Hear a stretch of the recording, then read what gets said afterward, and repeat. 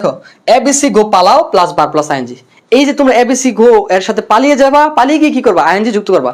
তাহলে শর্টকাট একটা টেকনিক মাথায় রাখবা, কি টু এর পর কখন বার প্লাস আইএনজি হয়, যখনই এবিসি গো পালিয়ে যায় তখন কি হয়, বার প্লাস আইএনজি হয়।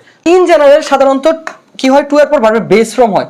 যেমন কি হি ওয়ান্ট টু প্লে, দেখো he wants to play, see বা he wants to play, PLAY play, সে খেলতে চায়। হি ট্রাইস টু কি পাস ইন দ্য এক্সাম, সে পরীক্ষায় পাস করতে চেষ্টা করে। তাহলে দেখো হি ওয়ান্টস একটা ভার্ব, তারপরে কি আছে, টু আছে, তারপরে কি আছে, ভার্বের বেস ফর্ম আছে। কিন্তু আমরা এখন এমন কিছু ভার্ব দেখব যেগুলোর পর টু থাকলেও কি হয়, বার প্লাস আইএনজি হয়।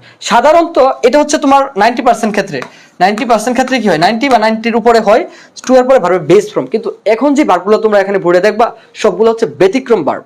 এইগুলো পড়ার পর তোমাকে অবশ্যই মাথায় রাখতে হবে এই ভার্বগুলোর ঠিক পরে যে ভার্বটা আসবে তার সাথে কি করবা, আইএনজি যুক্ত করবা, যদিও কি থাকবে, টু থাকবে। সবাই একটু ভালোভাবে মনোযোগটা এনশিওর করো। দেখো আমাদের সূত্রটা কি, এবিসি গো পালাও, তোমরা পালিয়ে যাবা প্লাস কি করবা, বার প্লাস আইএনজি যুক্ত করবা। তাহলে এদার আমরা কি মনে রাখবো, এদার আমরা তিনটা ওয়ার্ড মনে রাখতে পারি। তোমাদের এক ডিলে কিন্তু এখানে তিন পাখি মারা হচ্ছে। কিভাবে মারা হচ্ছে একটু খেয়াল করে বুঝিয়ে দিই। দেখো তোমাদের অ্যাপ্রোপ্রিয়েট প্রেপোজিশন গুলো মুখস্থ হয়ে যাচ্ছে, যে কোন কোন ভার্বের সাথে টু বসে। এগুলো কিন্তু সব ধরনের, আবার এক ধরনের কি অ্যাপ্রোপ্রিয়েট প্রেপোজিশন। তোমাদের এই যে বোর্ডের যে ভার্বগুলো আছে সবগুলো যে মুখস্থ করে ফেলো, তোমাদের প্রেপোজিশনের ক্ষেত্রে কাজে লাগবে। দ্বিতীয়ত হচ্ছে তোমাদের রাইট ফর্ম অফ ভার্ব, যেখানে কি থাকে এইগুলোর পরে একটা ভার্ব আসলে কি হয়, আইএনজি হয়, সেই বিষয়টা তো কাজে লাগবে। তৃতীয়ত হচ্ছে তোমরা যখন ফ্রি হ্যান্ড রাইটিং লিখবা তখন কিন্তু এই ওয়ার্ডগুলো ইউজ করতে পারো। তার মানে আমরা কি করলাম, এক ডিলে তিন পাখি মারলাম। এর দ্বারা হচ্ছে কি অ্যাডিক্টেড টু এর বাংলা অর্থ কি, আসক্ত। তারপরে আরেকটা এর দ্বারা কি মনে রাখতে পারি আমরা, অ্যাকাস্টম টু মানে কি, অভ্যস্ত। বলে না সে ধূমপান করতে অভ্যস্ত বা সে পড়াশোনায় অভ্যস্ত, এর বাংলা অর্থ কি, অ্যাকাস্টম টু। ইংলিশটা কি হবে, অ্যাকাস্টম টু। আর অ্যাডমিট টু এর বাংলা অর্থ কি, ভর্তি হওয়া। অ্যাডমিট টু মানে কি, ভর্তি হওয়া, যে তার ভাই তাকে বিশ্ববিদ্যালয়ে ভর্তি করালো বা সে বিশ্ববিদ্যালয়ে অ্যাডমিট হলো, তখন অ্যাডমিটের সাথে কি বসে, প্রেপোজিশন টু বসে। কিন্তু যদি অ্যাডমিট শব্দের সাথে অফ থাকে, ADMIT, অ্যাডমিট অফ, এর বাংলা অর্থ হচ্ছে স্বীকৃতি পাওয়া। ধরো কি বলে যে বাংলাদেশের জামদানি শাড়ি কি ওয়ার্ল্ড হেরিটেজের মধ্যে স্বীকৃতি পেলো, তাহলে অ্যাডমিট অফ এর বাংলা অর্থ কি হবে, স্বীকৃতি পাওয়া। তাহলে এটা একটু মাথার মধ্যে খাতার মধ্যে লিখে নাও, স্বীকৃতি পাওয়া। দেখো অ্যাডমিট অফ হলে কি হবে, স্বীকৃতি পাওয়া। আর যদি অ্যাডমিট টু হয় তখন কি হবে, ভর্তি হওয়া। মাথায় রাখবা এই বিষয়গুলো কিন্তু ভুল করা যাবে না। অ্যাডমিট অফ স্বীকৃতি পাওয়া আর অ্যাডমিট টু ভর্তি হওয়া। তাহলে আমরা এ দ্বারা মনে রাখবো addicted to, accustom to, admit to. B দ্বারা হচ্ছে বি ইউজ টু। এই বি ইউজ টু এর বাংলা অর্থ কি, অভ্যস্ততা। কনফেস টু, এই কনফেস টু মানে কি, স্বীকার করা। বুঝতে পারছো, একটু অর্থগুলো তোমরা খাতার মধ্যে নোট ডাউন করে নাও। কনফেস টু এর বাংলা অর্থ কি, স্বীকার করা। তারপরে কি, কমিটেড টু মানে কি, সংগঠিত করা। সে একটা ক্রাইম সংগঠিত করলো, কমিটেড টু আ ক্রাইম। বা ভার্ব থাকলে কি হবে, আইএনজি যুক্ত করতে হবে। তারপর জি দ্বারা কি, গেট ইউজ টু। এই গেট ইউজ টু এর বাংলা অর্থ কি, অভ্যস্ততা। ও দ্বারা কি, অবজেক্ট টু। এই অবজেক্ট টু এর বাংলা অর্থ কি, অবজেক্টের বাংলা অর্থ কি, সাধারণত কর্ম। সাবজেক্ট কর্তা, ভার্ব ক্রিয়া, আর অবজেক্ট মানে কি, কর্ম। কিন্তু এখানে অবজেক্ট মানে কর্ম হবে না, কি হবে, অবজেক্ট মানে হবে আপত্তি করা। অবজেকশন ইউর অনার, শুনছো না তোমরা, আদালত যারা দেখতাম, হ্যাঁ একটা সিরিজ ছিল আমি মাঝে মধ্যে দেখতাম, কেডি পাঠকের আদালত। সেই আদালতের মধ্যে কি বলতো, অবজেকশন ইউর অনার। এই যে অবজেক্ট, এই অবজেক্টের বাংলা অর্থ কি, আপত্তি করা। আর সাধারণত শুধু অবজেক্ট হলে তার বাংলা অর্থ কি হয়, তার বাংলা অর্থ হচ্ছে কর্ম। আর অবজেক্ট টু মানে কি, আপত্তি করা। তারপরে পি দ্বারা কি, প্রেফার টু। আমরা বলি না সে চায়ের থেকে কি করে, পানি বেশি পছন্দ করে বা চায়ের থেকে কফি বেশি পছন্দ করে, তখন কি হবে, যে টু এর পরে কি হবে, একটা ভার্ব বসালে কি হবে, আইএনজি হয়ে যাবে। তারপরে দেখো লুক ফরওয়ার্ড টু, তারপরে উইথ আ ভিউ টু। এইগুলোর পর যদি কোনো একটা ভার্ব আসে চোখ বন্ধ করে আইএনজি যুক্ত করবে, আর কোনো ভাবার দরকার নেই। উইথ আ ভিউ টু এরপরে কি হয়, ভার্ব প্লাস আইএনজি হয়। কিন্তু শব্দটা যদি এমন হয় বা ফ্রেজটা যদি এমন হয়, উইথ দ্য ভিউ অফ, কি উইথ দ্য ভিউ অফ, বলো কি শব্দটা কি, উইথ দ্য ভিউ অফ, তখন কি হবে, B3 হবে। দেখো উইথ আ ভিউ টু থাকলে কি হবে, ভার্বের base form, sorry verb plus ING form. With a view to থাকলে ভার্ব প্লাস আইএনজি ফর্ম। আর উইথ দ্য ভিউ অফ থাকলে কি হবে, B3। এর বাংলা অর্থ কি, উদ্দেশ্যে। শুধু অফ থাকলে আর এখানে দি থাকলে কি হয়ে যাবে, B3।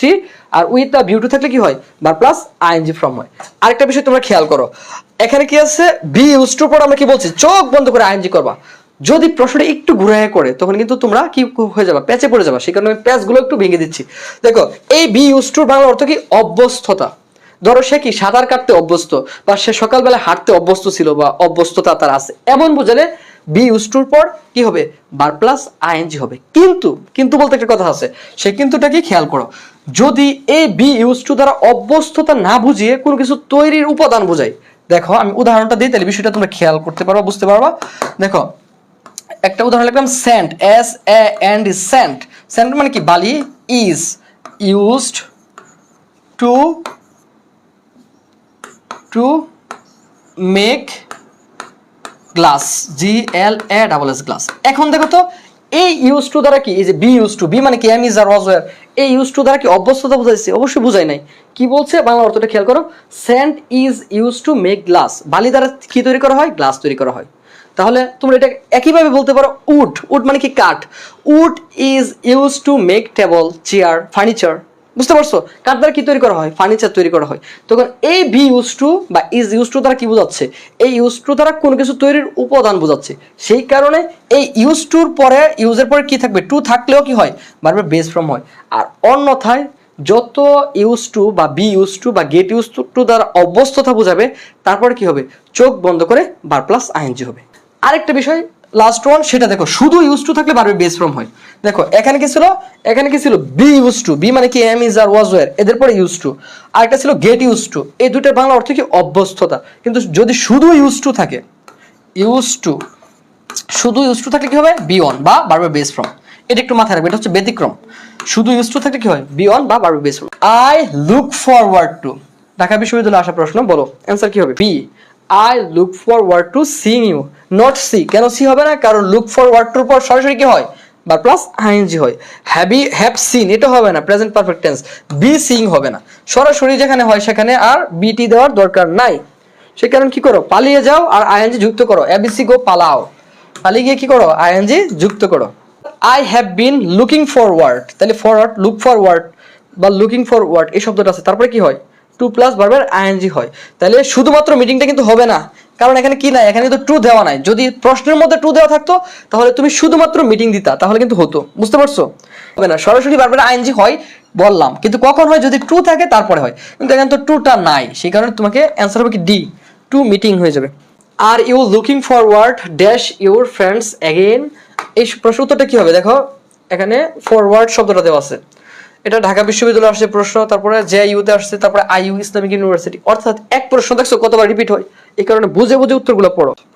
দেখো are you looking forward to sing, very good, answer হবে কি এ। হি কি করে? সে অধিকতর পছন্দ করে। এই যে দেখো প্রেফার, প্রেফার শব্দটা কি? অধিকতর পছন্দ করা। তার পরবর্তীতে সরাসরি কোনো ভার্ব আসলে কি হয়? আইএনজি হয়।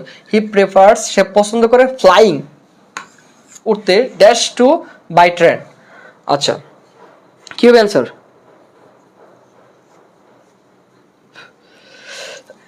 এটা আচ্ছা প্রশ্নটা লিখে উত্তর করবা, ঠিক আছে? এটা 4 নম্বরের প্রশ্ন, কত কোনটা উত্তর, এটা করলে আমার সুবিধা হবে বুঝতে।